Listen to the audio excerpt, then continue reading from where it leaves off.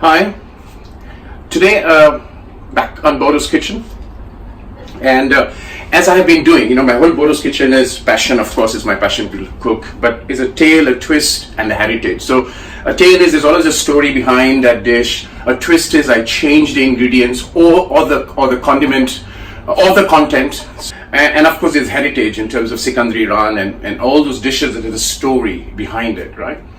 And I also like to look at dishes where it has a complete distortion of the name and it means very different thing. So the first attempt at that was Bombay Duck, which I published earlier, I think this is February, so mid-January I published that.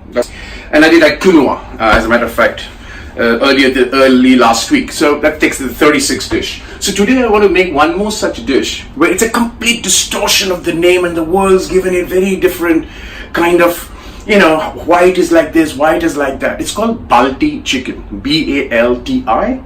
I'm going to make Balti chicken. Now, it's an amazing distortion of facts, right?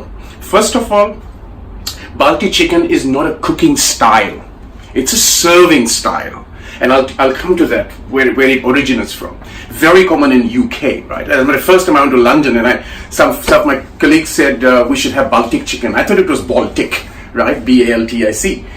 Which is from that region, and I went out like this Indian curry, chicken curry. He said, yeah, it's Balti. And I called the manager of the restaurant and I looked up, it's Balti chicken. Now, Balti is a bucket.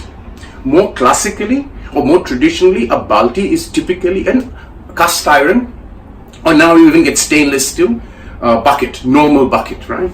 Now, to the extent how this has been so distorted that La Creuset has come up with a pot, which is called the La Creuset Balti. So this is the La Creuset Balti. It's called the Balti, right? B-A-L-T-Y.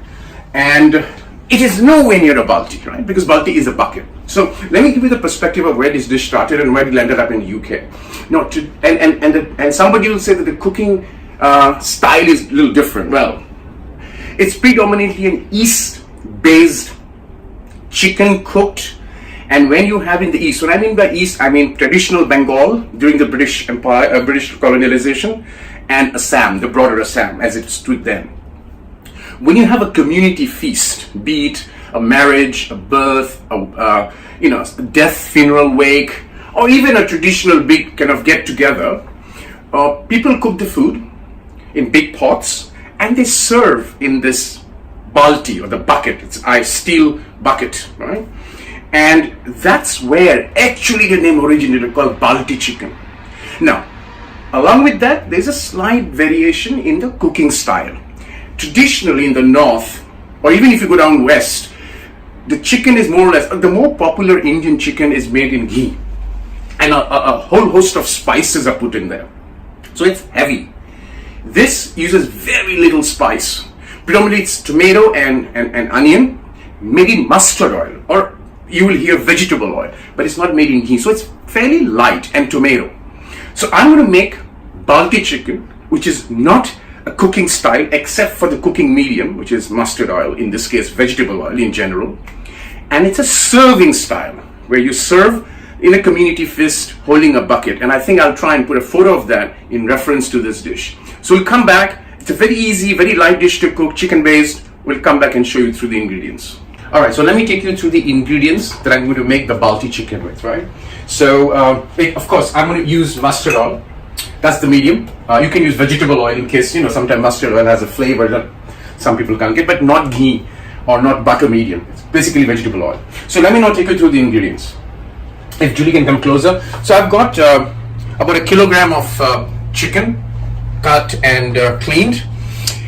And the key ingredients being here, which is I've got 1 red onion, finely kind of chopped, 1 red tomato, chopped, and I made my own ginger garlic paste. 1 tablespoon of chopped ginger and 1 tablespoon of chopped garlic. I mashed it, so that's my ginger and garlic, right? And then, as I said, very less spice. So I'm going to use bay leaf, which kind of 5 or 6 bay leaves, 2 dry red chilli.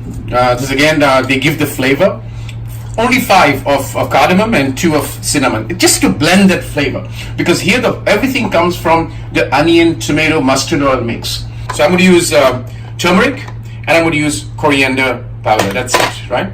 and a little bit of red chili just to give it a color. And I'm using Kashmiri chili here, but generally you fulfill that chili through this. So that's the ingredient. Very quick to make. You can do it in 10-15 minutes. But it's that whole preparation, the whole, this dish is about how hot the oil is. Ingredients like ginger, garlic, onion. That makes a huge difference. Generally, it's not cooked in La Cruzette or thick bottom pan. It's made in big pans. You get for community meals. And it just sizzles the meat as we put it in the hot oil. So we come back and take it through the dish. Alright, so I've already heated up my mustard oil in the pan because it takes a while. As I said, I want it very hot. So first thing, I'll just break these 2 onions, go in there, and I'll put in the dry spices. I'll let the hot oil to heat up further. Alright, the oil is sizzling. There goes in my ginger garlic paste, which I always fry first to take away the ginger, the garlic smell if it's not cooked properly. So I'm going to cook the ginger with the garlic ginger paste with the spices. As that kind of hits up, at this point I add a little bit of salt. Again, I'll keep doing this as we go, but the final salt is later. Ginger garlic done. At this end goes in the onion. Right? And I'm going to work on the onion for some time. Alright, my onions, it's really translucent. At this stage, I'm going to add the spices, the dry spices, a little bit of the red chili powder, more of coriander. In the East, what I found traditionally, coriander is used extensively. Not that others are not used, but coriander is a key ingredient. Right? Fry the spices a little bit, the dry spices with the onion. My spices have blended well with the onion. There goes in the tomato. That's where the color will come. Low flame, medium flame. I'll cook the tomato so that it gets well absorbed in the spices. The last step is to add the chicken, which I will fry this for about a minute or so and come back and add the chicken. Alright, the tomato has blended very well with the onion. In goes the chicken. Right, the trick here is I really need to fry the chicken well with the spices. So it's not, you can't hasten this step. So I'm going to do that for about 5-10 minutes or maybe 10 minutes. Fry it with the spices before the chicken absorbs the spices. And then the last step is to add the water and cook it out. Yeah. So I'll come back, I'll keep doing this and come back to show when the chicken and the spices and the onion and the tomato have blended very well. Okay, so the spices have blended well with the chicken. At this stage, I'm going to put my timer for 6 minutes and I'm going to lower the flame and I'm going to cover it up for 6 minutes. And here is why I'm doing that. Before I make it into, because this is a curry base, right? It's a curry based dish. So before it happens, the curry, I want to know how much water, as I keep telling you in all my videos, how much water the chicken will be oozing, right? Because I don't want it really watery. So the natural water from the onion, tomatoes, and the chicken skin, that's what I'm going to add to the flavor. And then I will top it up with a little bit of water once I know how much water is in there. So this goes in for 6 minutes, come back, do the final step. I've got this chicken going in for about 6-7 minutes, as I had said. So now I have an idea about the water it has come down. So I know exactly how much water the onion, the chicken, the tomatoes have oozed out, and perfect. At this stage, I'm going to add hot water just enough to cover the chicken. Remember, I don't want to make it very, very watery, right? That's not the idea. And it's hot water. So I'm going to just stir this well.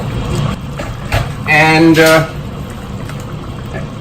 at this stage, I'll do my final salt test. Got to add a little bit more because I added the water, which is why I do my final salt test after adding the water. At this stage, I've actually already clocking the chicken for 25 minutes. Generally, I cook this for 25 minutes with covering up. So now it's done. Covered up, lower the flame, and another 7 minutes to go, and the chicken is made. So that's Balti chicken, bucket. Not a cooking style, it's a serving method. The only difference is that in the East, this is predominantly made in mustard oil. You can use vegetable oil, but not ghee and any butter, right? So this is very light, right? Basically tomato, onion, coriander powder, and turmeric powder. And of course ginger and garlic paste. So I hope this has been a good myth buster. Balti chicken is a bucket to serve the chicken, right? So that's what it is. Enjoy.